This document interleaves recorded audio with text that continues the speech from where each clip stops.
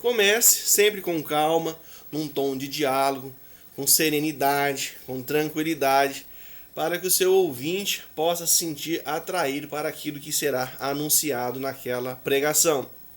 A introdução deve ser conectada, deve ser relativa ao tema. Evite a introdução dissociada, pois isso pode causar um certo descaso do seu ouvinte com a sua pregação. Olha, mas ele falou que ia falar disso e agora está indo para falar disso, então isso não é legal. E coloque apenas uma ideia.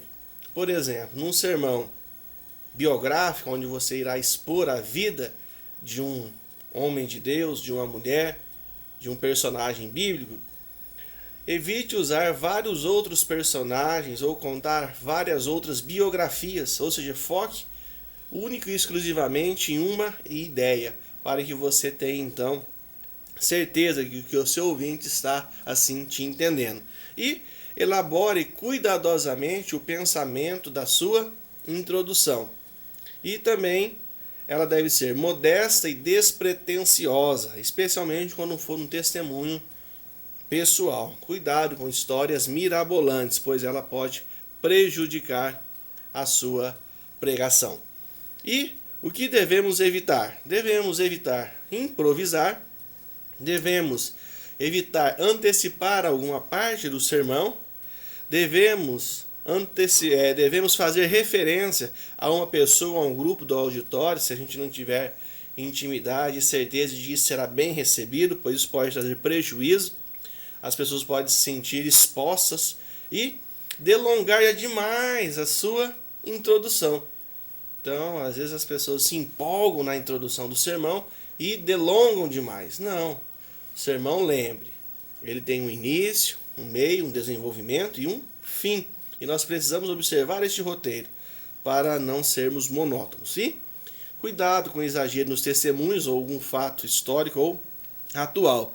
E terminar abruptamente sem que tenha demonstrado alguma ligação com o tema, ou seja, a sua introdução, ela deve estar dentro de uma unidade, deve estar conectada ao seu sermão, ao seu tema como um todo. E repetir com frequência esse mesmo tipo de introdução, como nós já ressaltamos. Então, uma vez escolhido o texto, uma vez feita a introdução, o próximo passo é a transição. Por que a transição é importante também, professor? Meus alunos, a transição ela é importante porque ela é este mergulho no texto. Ou seja, ela vai mostrar para nós o aspecto geral, amplo do texto. Lembre-se que a transição é um mergulho no texto bíblico do qual se emerge para o tema. É uma preparação para o grande anúncio do tema. Alguns pregadores também têm o hábito de anunciar o tema antes da introdução até. E isso não é errado, é um modelo de pregação. Todavia, é bom que o pregador prepare o seu ouvinte para o seu tema, para aquilo que irá apresentar. E a transição fica aí realmente neste ponto importante entre a introdução e o tema. Ela está bem aqui no meio. Ela está aqui para fazer esta ponte. Então, ela mostra o aspecto geral da sua pregação. Ela é a parte mais curta do sermão. É a menor parte da composição de um sermão. E o propósito dela é o quê? Explicar o texto lido no qual a sua mensagem se baseia. Então ela dá este aspecto prático, ou seja, o aspecto da generalização. Você mostra o horizonte do que você vai falar para o seu ouvinte. Geralmente ela começa com aquela frase: no texto em que lemos ou no texto lido, então há essa explanação.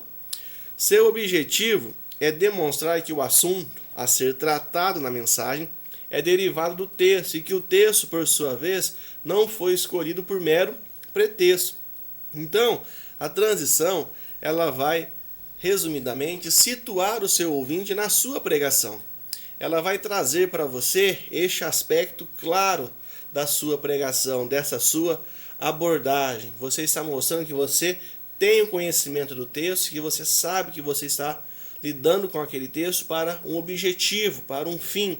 Então, a transição é muito importante para este propósito. E aqui nós temos dentro desse processo de transição, um elemento interessante que iremos abordar aqui com vocês, que está relacionado ao processo da transição. Então, o processo da transição consiste na exegese do texto com o fim de determinar o seu verdadeiro sentido. Ou seja, o aspecto da transição do sermão sempre relaciona com o aspecto original, com o contexto onde o texto está inserido. Muitas vezes nos limitamos a dizer, este texto já é muito conhecido, esse texto todos conhecem. Às vezes não, às vezes as pessoas não conhecem o texto como nós imaginamos. Então é preciso mostrar esse contexto, é preciso demonstrar este aspecto da onde está surgindo, da onde está sendo extraída a sua mensagem. E a transição é este lugar. Então, para isso, você deve, como pregador, consultar bons comentários bíblicos, dicionário bíblico e diferentes traduções da Bíblia também, para que você possa demonstrar ao seu ouvinte, ao seu auditório, todo esse aspecto contextual, histórico, que vai trazer relevância para o seu texto, às vezes citando até mesmo o autor, o contexto em que o autor estava inserido, uma explicação mais detalhada para o seu auditório. E o valor e lugar da transição no sermão está relacionado, como nós vamos ver aqui, a alguns fundamentos importantes. A transição demonstra que o sermão se fundamenta na palavra de Deus, que é a fonte de autoridade de toda a oratória sagrada. Então essa transição para a gente, ela se faz necessária, pois ela demonstra essa autoridade, ela valoriza o sermão.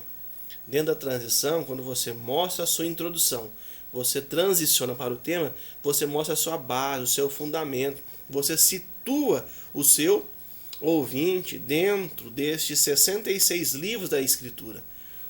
Em qual testamento você estará anunciando? Quais são os personagens centrais dessa história? E dessa maneira, teremos então essa valoração do sermão. Um outro aspecto aqui importante que nós temos é que seu lugar é após a introdução ou após a leitura do texto. Então você pode fazer uma introdução abrupta e já cair diretamente na transição, tá? Se você então quiser ou assim desejar, ou você pode fazer também a introdução antes da leitura do texto, como nós já ensinamos. Então isso depende de você.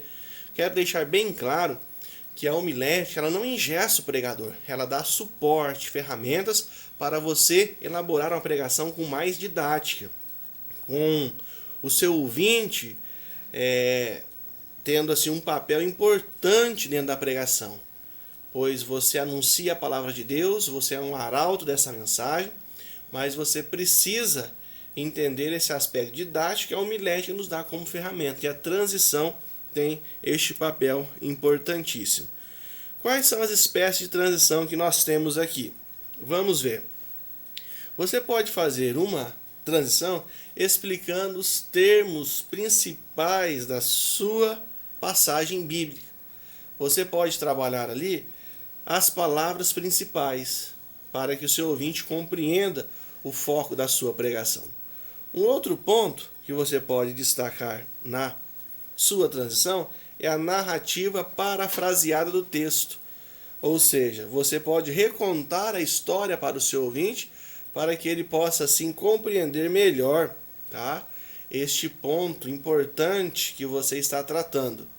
Uma outra maneira é você fazer a exposição das circunstâncias em que o texto foi escrito.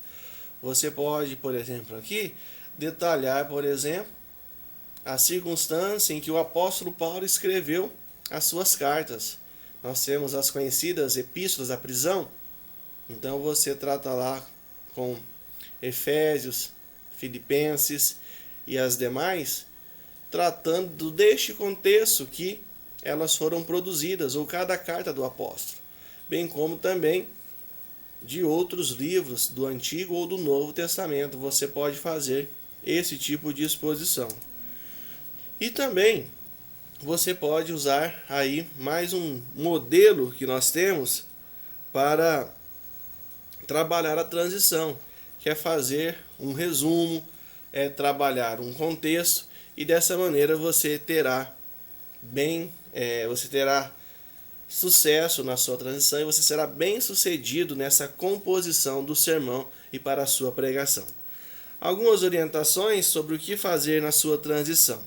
Então, esteja situado no contexto próximo e remoto, ou seja, o meu texto ele está dentro de um contexto e eu preciso situar ali o meu ouvinte. Posteriormente, você pode também explicar os termos obscuros, os termos ambíguos, os termos que a pessoa tem dificuldade dentro ali de entender neste texto. Você também pode aí levar o auditório a entender o texto antes de começar a discorrer sobre ele. Então isso é parte da transição de um sermão. E o que evitar na transição? Nós podemos evitar, primeiramente, esquecer a transição, omitir. Quando você omite a transição, que você não situa o seu ouvinte, você está, de certa forma, prejudicando a compreensão daquela mensagem, pois você parte de um pressuposto, de uma base que o seu ouvinte não tem. Então, não omita a sua transição. Prepare.